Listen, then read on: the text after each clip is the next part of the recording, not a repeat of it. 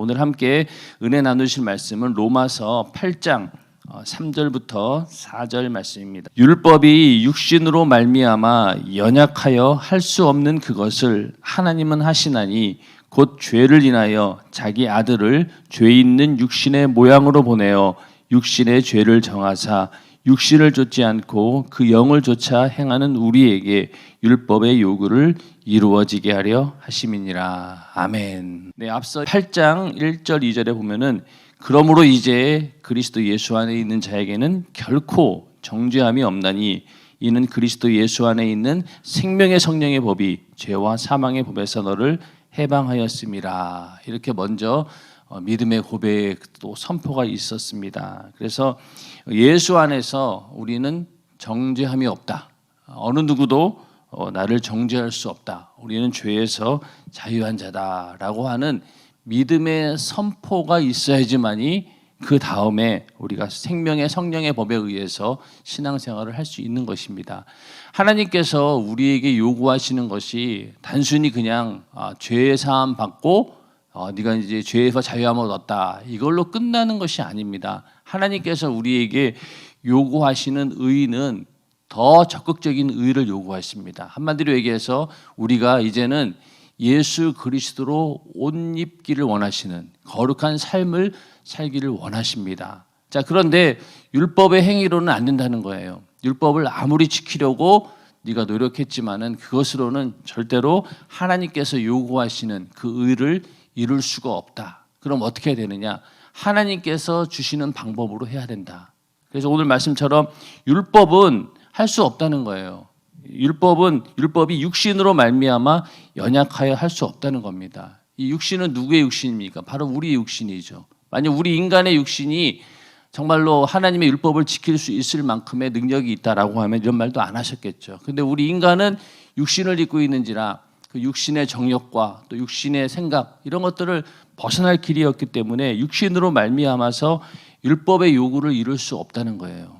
죄를 짓지 않으려고 아무리 노력한다 하더라도 죄를 짓게 되는 그런 속성들이 있기 때문에 율법이 육신으로 말미암아 연약할 수 없다. 그러니까 우리 육신이 연약하기 때문에 할 수 없는 거예요. 율법이 잘못된 건 아닙니다. 율법은 선하고 거룩하고 의로우신 하나님의 법입니다. 만약에 우리 인간이 그 율법을 온전히 지킬 수 있다라고 하면은 거룩함을 이룰 수 있겠죠. 근데 그게 안 된다는 거예요. 그렇기 때문에 육신으로 말미암아 연약하여 할 수 없는 그것을 너희들은 못하니까 누가 한다는 거예요? 하나님이 하신다는 거예요.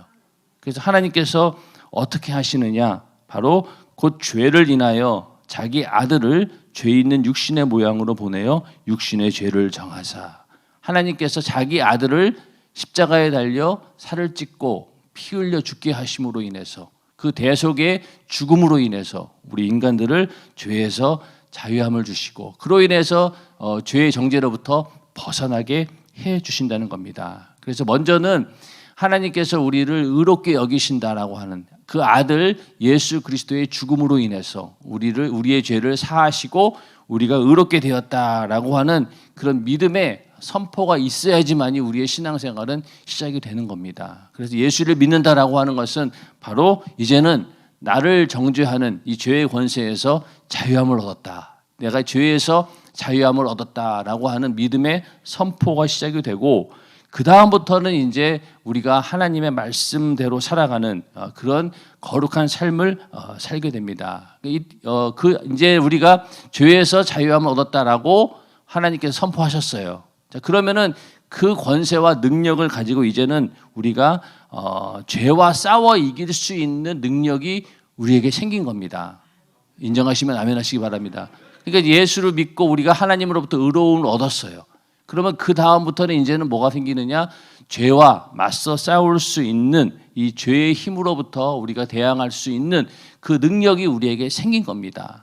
그게 이제부터는 어때요? 마귀와 싸움에서 대적할 때 예수의 이름으로 명하노니 떠나가라 이렇게 담대하게 얘기할 수 있는 근거가 어디에 있습니까? 바로 이제 그리스도 예수 안에 있는 자에게는 결코 정죄함이 없다라고 하는 하나님의 그 믿음의 선포가 있기 때문에 우리는 예수의 이름으로 악한 영들을 몰아내고 대적하고 또 내 안에 들어오려고 하는 죄와 어떻게든 피 흘리기까지 죽기까지 싸워서 이길 수 있는 능력도 바로 이 믿음의 선포 때문에 가능한 것이죠. 그래서 하나님께서 우리를 의롭게 하셨다라고 하는 그 능력이 정말로 우리를 구원할 수 있는 하나님의 능력이고 대단한 힘이 되는 거고, 결국 그것은 내가 예수를 믿음으로 인해서 구원받았다, 그걸로 끝나는 것이 아니라 그 이후로 하나님께서 요구하시는 거룩한 삶을 살아갈 수 있는 능력도 바로 이 믿음에서 나오는 겁니다. 인정하시면 아멘 하시기 바랍니다. 많은 사람들이 오해하기를 내가 예수 믿을 때 그래 하나님이 나 의롭게 하셨어, 이제 그 다음부터 내가 열심히 해야지. 맞아요. 그러나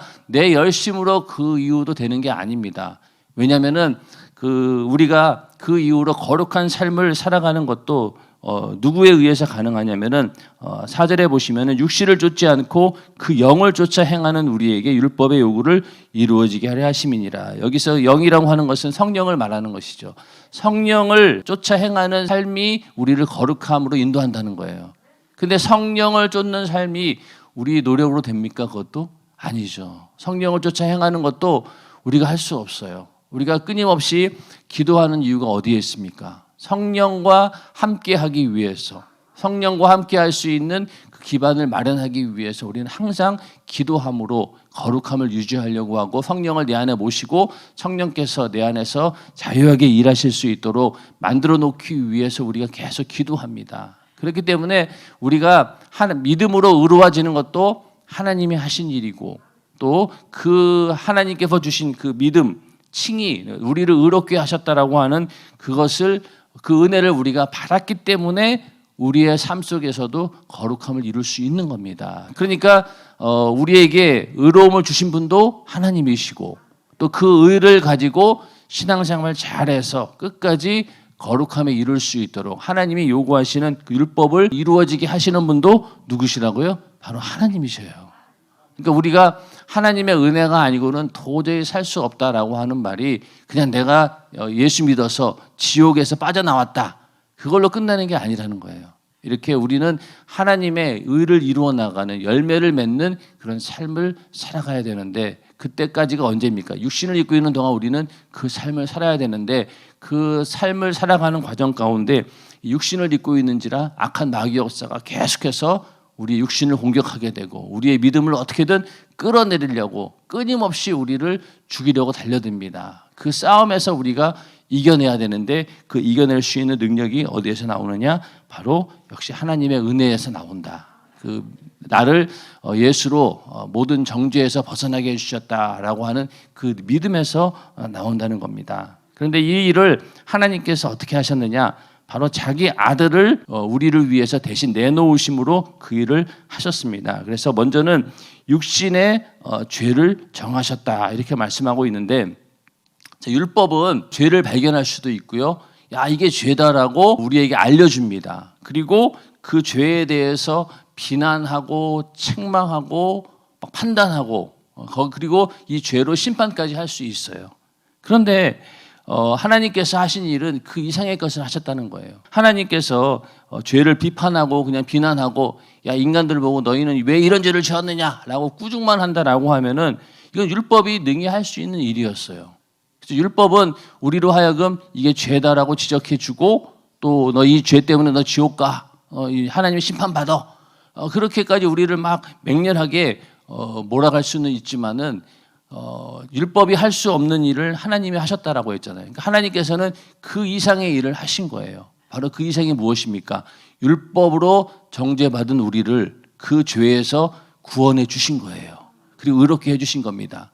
자, 가늠한 여인을 끌고 왔어요. 이 죽일 뭐뭐 하면서 그냥 그 여자를 끌고 왔겠죠. 머리끄댕이 끌고 왔겠죠. 그리고 이제 돌을 던져가지고 돌에 맞아 죽는들, 율법으로는 하자가 없어요. 율법으로 가늠한 자는 돌로 쳐 죽이라고 했으니까.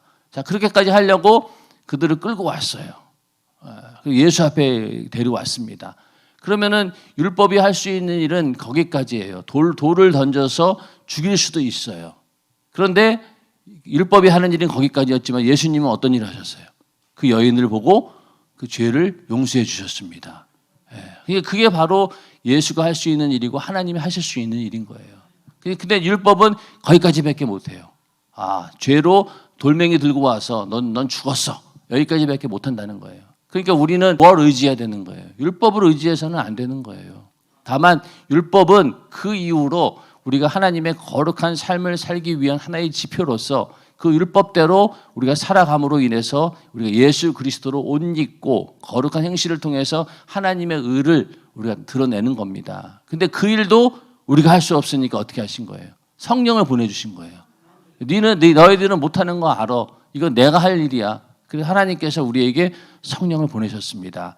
성령 받는 자들이 어떤 자들이었습니까? 예수의 피의 공로로 내가 죄사함 받고 내가 하나님께 의롭게 되었습니다라고 믿는 자에게 성령이 임하셨죠. 의를 주신 것도 하나님이시고 또 그 의로 인해서 성령을 보내주신 분도 바로 하나님이시고 그 이후로 거룩한 삶을 살아갈 수 있도록 인도하시는 분도 바로 하나님이십니다. 그렇기 때문에 율법이 할 수 없는 일을 하나님은 하셨는데 그 일을 하기 위해서 먼저는 육신의 죄를 정하셨다. 그러니까 여기서 육신은 바로 예수님의 육신을 말하는 겁니다. 예수님의 육신 안에 우리 인간의 모든 죄를 거기다 다 전가시키신 거예요. 자, 우리가 구약의 제사를 보면은 속죄의 제물이 있죠. 속죄의 제물의 머리에다가 안수를 합니다. 그 안수한다는 이 의미는 무슨 의미냐면은 내 죄를 그 희생 제물에다가 전부 다 전가시키는 거예요. 내가 이러이러한 죄를 지었습니다라고 나의 모든 죄를 그 짐승의 거기 몸에다가 이제 다 전가를 시키는 거죠. 사실은 그 양이나 그 짐승이 무슨 잘못이 있습니까? 그렇게 전가한다라고 해서 죄가 전가되겠습니까? 그러나 하나님께서 그렇게 구약 시대의 제사의 방법을 정하셨기 때문에 그 짐승에다가 이제 모든 죄를 전가시킵니다. 그러면 그 짐승을 가지고 이제 제단에 가서 피를 흘려 죽이고 그 다음에 불에 태워가지고 번제를 드리기도 하고 그렇게 제사를 지내게 되는데 마찬가지예요. 예수님께서는 죄가 없으신 분이죠. 죄가 없는 분이에요. 우리 인간의 육신의 모양으로 오시긴 하셨지만은 죄가 없는 분입니다. 그래서 오늘 말씀에도 곧 죄를 인하여 자기 아들을 죄 있는 육신의 모양으로 보내요. 인간과는 다르다는 거예요. 인간의 육신의 모양을 입고 오셨다는 거예요. 예수님께서 하나님의 아들이시지만은 그분이 인간의 육신을 입고 이 땅에 오셨다는 거예요. 그런데 이 인간의 육신을 입고 오셨는데 우리 인간과는 다르다는 겁니다. 같으면서도 다르다는 거예요. 다른 건 다 똑같은데 그 안에 죄가 없는 거룩한 분이시라는 거예요. 죄가 없는 그분이 육신의 모양으로 이제 오신 거예요. 그런 다음에 거기다가 뭘 하신 거예요? 우리 인류의 모든 죄를 싹 다 전가받아서 십자가를 지고 거기서 죽으신 거예요. 그러니까 우리 인간이 당할 모든 죄를 그 아들의 육신의 모양으로 보내어 육신의 죄를 정하사 거기다 전부 다가 죄를 거기다 쏟아 놓은 겁니다. 그러고 하나님의 심판을 받은 거예요. 그러면 하나님께서 그 예수 안에 있는 그 죄를 봤죠. 누구의 죄입니까? 우리의 죄를 본 거예요. 우리의 죄를 보고 그래 하나님의 아들 네가 죽음으로 인해서 이 죄를 감당할 수 있다라고 판단하시고 그렇게 해서 우리 인간의 모든 죄를 그렇게 해결해 주신 겁니다. 만약에 예수님이 죄가 있는 분이었다라고 하면은 자기 죄값 때문에 죽었겠죠. 그런데 자기 죄가 아닌 우리 인간의 모든 죄를 담당하시고 그렇게 해서 십자가에 달려 죽으심으로 인해서 하나님의 그 정죄의 심판을 피하게 해주신 거예요. 우리 인간을 하나님께서 아무리 구원하고 싶어도 죄의 문제가 해결되지 않으면은 구원할 수 없는데 그 죄의 문제를 예수님께서 대신 속죄의 제물이 돼서 그 육신 안에 우리의 모든 죄를 짊어지고 십자가 달려 죽으신 거예요. 그러니까 하나님도 그걸 보고 이제는 우리 인간의 죄를 사해 주신 겁니다. 그렇게 해서 육신의 죄를 정하셨다라고 하는 뜻이 바로 거기에 있고 그렇게 해서 우리 인간의 모든 죄에 대해서 이제는 정죄할 수 없다라고 판결을 내리신 거예요. 무죄 판결을 내린 거죠. 그때부터 우리 인간은 죄에서 자유함을 얻게 된 겁니다. 그런데 예수님께서는 죄가 없는 분이셨어요. 그래서 죄 있는 육신의 모양으로 보내어라고 이렇게 말씀하신 겁니다. 고린도후서 5장 21절에 보면은 하나님이 죄를 알지도 못하신 자로 우리를 대신하여 죄를 삼으신 것은 우리로 하여금 저의 안에서 하나님의 의가 되게 하려 하심이니라. 그러니까 죄를 알지도 못하신 자로 우리를 대신해서 죄에 있다라고 그렇게 십자가에 달려 죽게 하신 것은 바로 하나님의 의가 우리 안에 있게 하기 위해서 그 일을 하신 거예요. 이게 바로 하나님이 하신 일입니다. 이게 율법이 할 수 있는 일입니까? 못해요. 이거 율법이 할 수 있는 일이 아닙니다. 그렇기 때문에 하나님만이 하실 수 있는 일이죠. 독생자 예수 그리스도 하나밖에 없는 자기 아들을 보내서 죽게 하신 것, 이것이 하나님만이 할 수 있는 일이죠. 그리고 또 우리가 분명히 알아야 될 것은 이 일을 하나님이 하셨는데 우리가 생각했을 때는 이렇게 생각할 수도 있겠죠. 예수님께서 인간을 불쌍히 여기셔서 하나님 앞에 나가서 하나님, 제가 인간의 죄를 대신해서 내가 십자가 짊어지고 그리고 이 죄의 문제를 해결하겠습니다 라고 하나님과 인간 사이에 어떤 그 중재하기 위해서 예수님이 나선 것이다 라고 생각할 수도 있을 거예요. 근데 아닙니다. 예수님이 나선 게 아니라 누가 나선 거예요? 하나님이 나서신 거예요. 이게 굉장히 중요한 의미가 있죠. 예를 들어서 예수님께서 내가 인간의 죄를 해결하기 위해서 나서겠습니다라고 했다라고 하면은 하나님은 어떤 분이 되는 거예요? 하나님의 사랑에 대해서는 우리가 알 수가 없죠. 근데 정말로 감동적인 건 무엇이냐? 하나님께서 친히 그 일을 계획하시고 추진하셨다는 거예요. 하나님께서. 하나님이 그 일을 하신 거예요. 자기 아들을 인간의 모든 죄를 거기다가 쏟아가지고 하나님의 그 심판과 진노와 정죄를 다 받게 하셨다는 거죠. 그럼 하나님이 선택하신 일입니다. 그렇기 때문에 하나님의 그 은혜가 감사한 것이죠. 아들을 저렇게 죽이기까지 나를 사랑하셨네. 그러니까 우리는 하나님의 사랑도 받은 자요. 또 그런 하나님의 명령을 절대 복종하면서 그 일을 그대로 이루신 분도 바로 하나님의 아들 예수 그리스도이십니다. 그 예수님의 사랑도 우리에게 너무나 큰 것이죠. 그리고 또 그렇게 이루어진 구원의 소식을 어떻게든 전해주기 위해서 성령께서 역사하시는 그 사랑 또한 우리가 알고 있습니다. 그러니 성부와 성자 성령 삼위의 그 하나님의 그 사랑을 우리는 다 느낄 수 있다는 것이죠. 하나님께서 그 일을 하신 거예요. 그래서 율법이 할 수 없는 일을 하나님은 하신 겁니다. 그래서 결론적으로 율법은 우리를 의롭게 할 수도 없고 또 우리를 거룩하게 성화시킬 수도 없다는 게 결론이에요. 율법은 거기까지가 딱 한계가 있는 겁니다. 그러니까 우리 죄를 처리할 수도 없고 죄로 인한 그 형벌을 감수할 수도 없었고 또 우리의 정죄도 없애지 못했던 것. 그것은 결국은 하나님의 방법으로만 가능했다는 겁니다. 그래서 이 하나님께서 우리를 그렇게 죄의 문제를 해결해 주시고 이제부터 우리는 죄에서 자유할 수 있는 의를 주셨습니다. 그 다음부터는 이제 어떻습니까? 그 은혜 덕분에 하나님은 우리에게 성령을 보내주시고 율법의 요구를 이루게 하신 것이다 라는 겁니다. 율법의 요구라고 하는 것이 먼저는 나의 죄를 지적해 주는 게 율법의 요구겠죠. 넌 이것도 죄야 저것도 죄야 어떡할래? 그러면서 계속 우리를 죄로 정죄하는 것이 바로 율법의 기능입니다. 그 율법이 요구하는 게 뭐라는 거예요? 결국은 죄를 지적하고 그 죄값으로 너는 죽을 수밖에 없어. 지옥 가야 돼. 그것을 보여주는 게 바로 율법의 기능이에요. 그 율법의 요구예요. 자, 율법의 요구를 이루는 방법은 무엇입니까? 죄를 안 지면 되겠죠. 우리 인간은 죄를 벗어날 길이 없다고. 그러니까 율법의 요구를 우리의 힘으로 이룰 수 있어요? 없어요? 없어요. 왜? 율법은 계속해서 죄값을 우리에게 요구하기 때문에. 너 이것도 죄야 저것도 죄야. 마음속에 있는 죄까지 다 전부 다 죄라고 하니 뭐 어디 빠져나갈 사람이 있겠습니까? 그게 그 율법이 요구하는 거예요. 그게 율법은 요구하는데 그 율법의 요구를 우리 힘으로는 할 수 없지만은 하나님께서 해주셨는데 거기서 율법의 요구를 이루는 방법이 무엇입니까? 그래 내가 나의 죄를 지었어. 그 죄를 예수님이 대신 담당하시고 피 흘려 죽으시고 내 죄값을 지불하셨어. 그러면 그때부터 어떻게 됩니까? 율법의 요구를 우리가 이루게 된 거죠. 왜? 죄에서 벗어났으니까. 죄를 가지고 끊임없이 우리를 정죄하고 우리를 지옥으로 끌고 가려고 하는 이 마귀 역사로부터 벗어날 수 있도록 해준 거예요.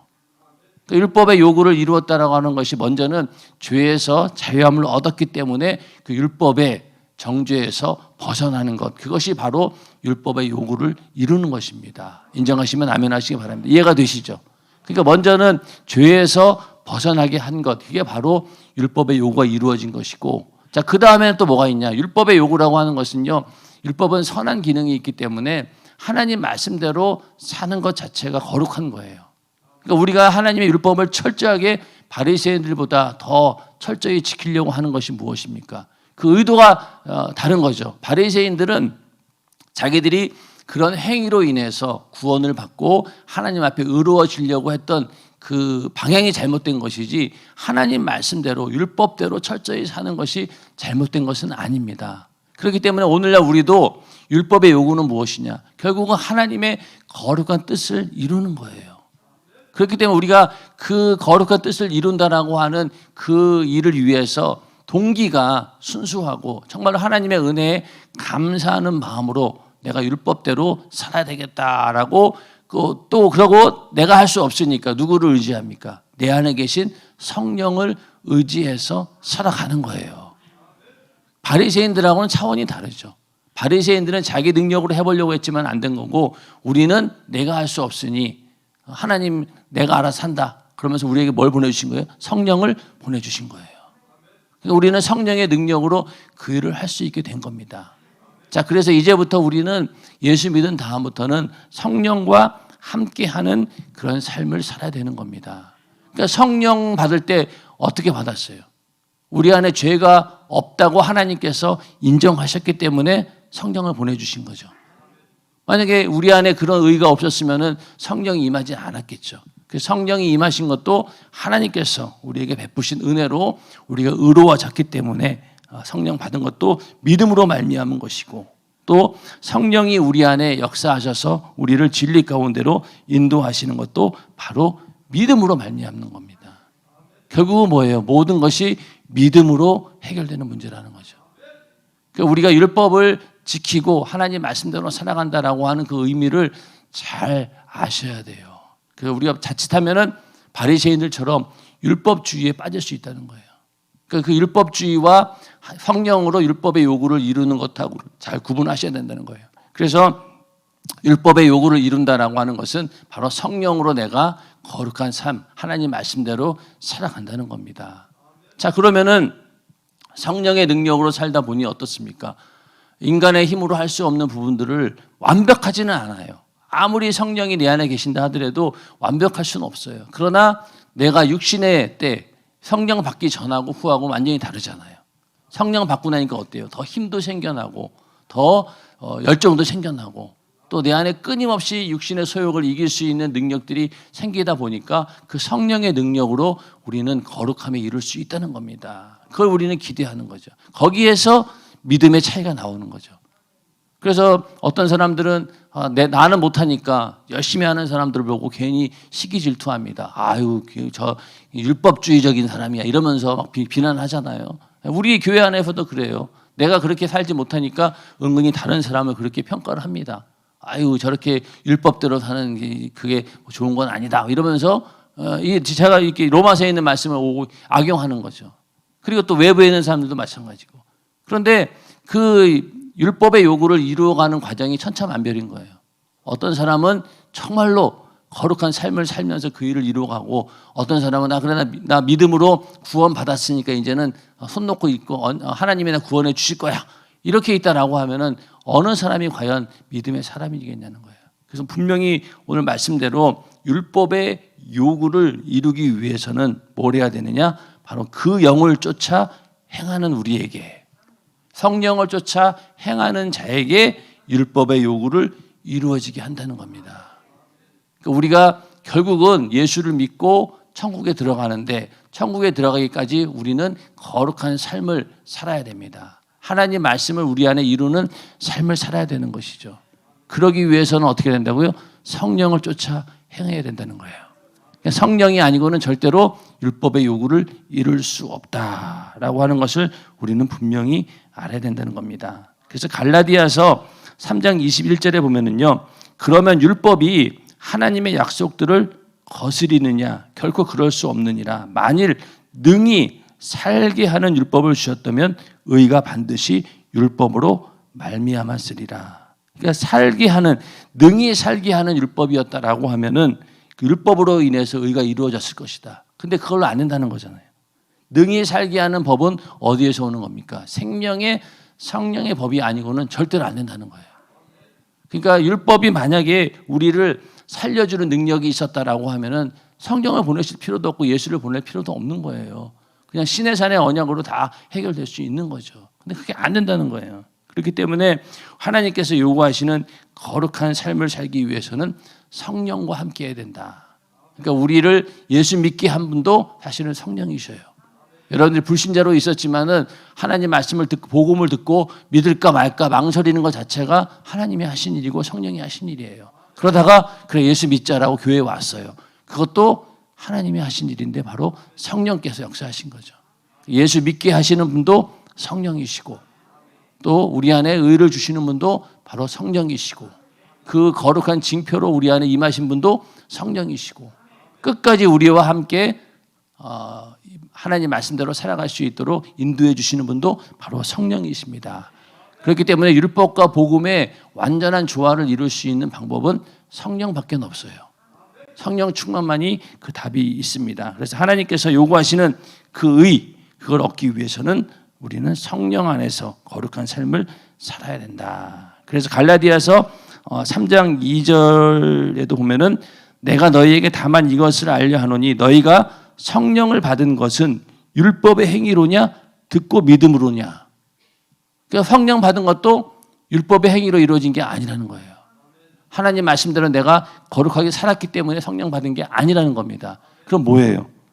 예수님께서 내 죄를 담당하시고 내 죄를 사해 주셨습니다. 그 믿음을 보시고 우리를 의롭게 여기셨기 때문에 거룩하신 성령이 우리 심령 안에 들어오실 수 있는 겁니다. 그런데 너희가 이같이 어리석느냐? 성령으로 시작하였다가 이제는 육체로 마치겠느냐? 너희가 이같이 많은 괴로움을 헛되이 받았느냐? 과연 헛되냐? 그러면서 이제 너희가 성령으로 시작했는데 이 얘기는 결국 뭐냐면 너희가 믿음으로 시작했는데 또 나중에 가서 육체로 마치겠느냐? 다시 율법으로 돌아가면 되겠느냐? 그런 얘기인 거예요.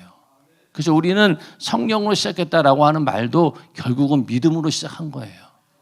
믿음으로 시작한 겁니다. 우리는 이 믿음이 아니고는 절대로 우리를 진리로 인도할 수 없다라는 것을 분명히 아셔야 돼요. 그렇기 때문에 우리가 하나님 말씀 앞에 겸손할 수밖에 없는 게 전부 다 하나님의 은혜니까. 내가 한 건 아무것도 없네. 그렇죠? 나는 그냥 성령의 그 감동과 감화에 순종했을 뿐이다. 그 순종의 능력이 있기를 원하는 게 우리가 사모하는 마음이죠. 어떤 사람은 그 성령의 감동과 감화를 정말로 하나님 말씀처럼 하나님 직접 나에게 명령하시는 것처럼 받아들이고 순종하는 사람이 있는가 하면은 그렇지 않은 사람이 있어요. 거기에 바로 믿음의 분량의 차이가 있다는 거죠. 그렇기 때문에 절대로 예수님께서 내 죄를 담당하시고 나를 의롭게 하셨다라고 하는 그거 하나로 인해서 우리에게 뭐 육신의 삶을 그냥 편안하게 살아도 된다. 육신의 정욕대로 살아야 된다라는 말이 절대 아니라는 거죠. 그러니까 우리 성도들은 감사한 것이 그걸 이해할 수 있다는 거예요. 왜? 성령 안에서 살아오셨기 때문에. 그래서 그리스도 안에 있다라고 하는 말은 또 한편으로는 우리가 성령 안에 있다라고 하는 말입니다. 성령 안에 있을 때만이 우리에게 하나님이 주시는 의도 있는 것이고 또 그 의를 이루어 나갈 수 있는 능력도 바로 성령 안에 있다는 것입니다. 그래서 그 의와 이 모든 그런 것들 믿음이 어디에서 오느냐? 바로 하나님이 주신 것이다. 그래서 오늘 말씀처럼 율법은 그 일을 할 수 없었지만은 그러나 하나님께서는 그 일을 하셨다. 자기 아들을 보내어 육신의 우리 인류의 모든 죄를 담당시키시고 그렇게 해서 죄값을 지불하심으로 인해서 우리를 의롭게 하셨다. 이게 바로 하나님이 하신 일이고 그 이후로 그 의로워진 그 심령 가운데 성령을 보내셔서 우리가 성령을 쫓아 행할 수 있도록 인도하셔서 우리를 영원한 영생의 길로 인도하시고 육신을 살아가는 동안 이 약한 사단마귀 귀신의 죄의 권세로부터 이길 수 있는 능력과 권세와 힘을 주신 분도 바로 성령이십니다. 우리는 성령을 의지하고 성령을 쫓아 행하는 그런 삶을 살아야지만이 하나님이 하신 일을 온전히 우리 안에 이룰 수 있다는 겁니다. 오늘 우리의 삶 가운데도 이제는 하나님이 하실 수 있는 하나님이 하시는 일 가운데 우리는 있다. 나는 할 수 없다. 나의 연약함을 나는 알지만 이제 내가 발견한 것이 무엇이냐? 나는 할 수 없으니 하나님이 하셨구나 라는 그 믿음을 가지고 오늘도 죄와 싸움에서 승리하시고 또 성령의 감동과 감화에 순종하셔서 하나님의 거룩한 뜻을 적극적인 의를 이루는 우리 모두가 되기를 주님의 이름으로 축원합니다. 이 시간 기도하겠습니다.